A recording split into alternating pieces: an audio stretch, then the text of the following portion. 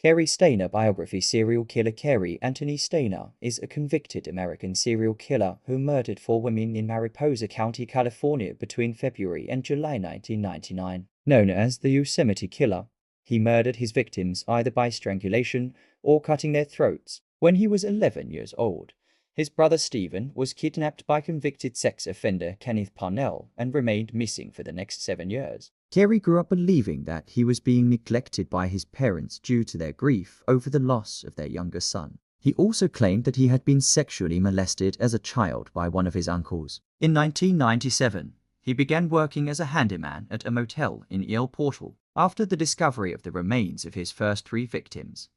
The initial suspicion did not fall on Stayner, despite the fact that he was one of the employees of Cedar Lodge where the victims had been staying before their deaths.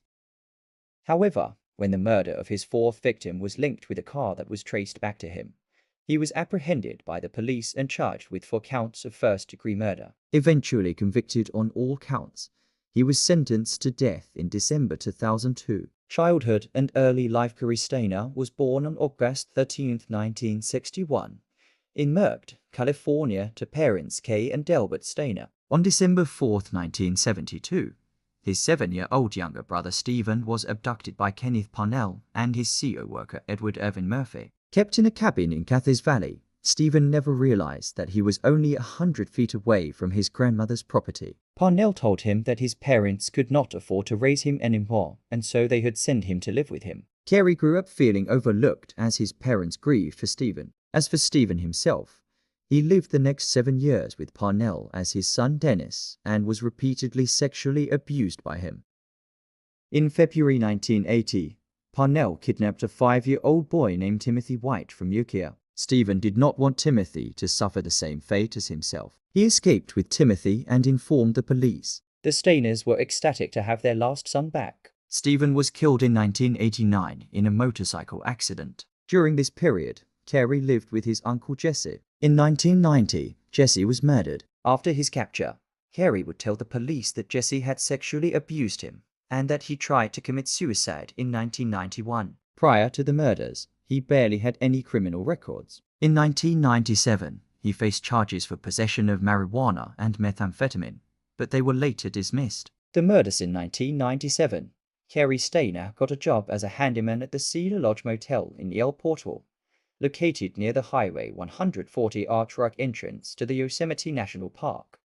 He would later tell the police that initially he had planned to murder his girlfriend and her 2 daughters about a year before the Yosemite murders, but when he noticed the male caretaker in her property, he did not go through with it. He would also reveal that he had been fantasizing about killing women since he was 7 years old, 4 years before Stephen's kidnapping. A week before the murders, his fantasies had become so overwhelming that he gathered a murder or rape kit, which included a rope, a serrated knife, a camera, a gun, and a roll of duct tape. He also considered killing 4 young girls, but then realized they were with an adult male. Stayner started his murderous rampage in early 1999. He got his chance when 42-year-old Carol Sund, along with her daughter, 15-year-old Julie Sund and Julie's friend, 16-year-old Argentine exchange student Silvina Pelosso, was staying at the Cedar Lodge.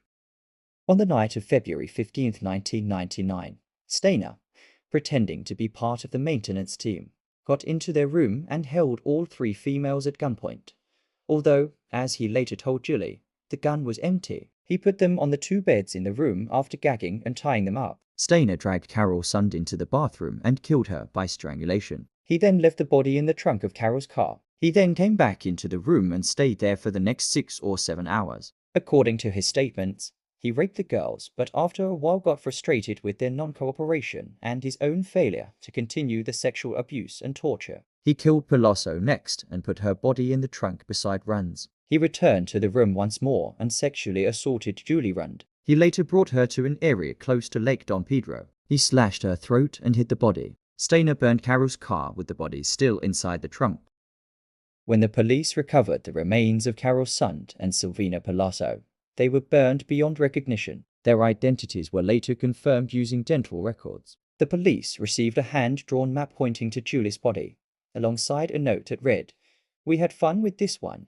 Stayner was questioned by the police, but as he had no criminal history, he was overlooked by the cops. Furthermore, he had been able to maintain his composure during the police interview.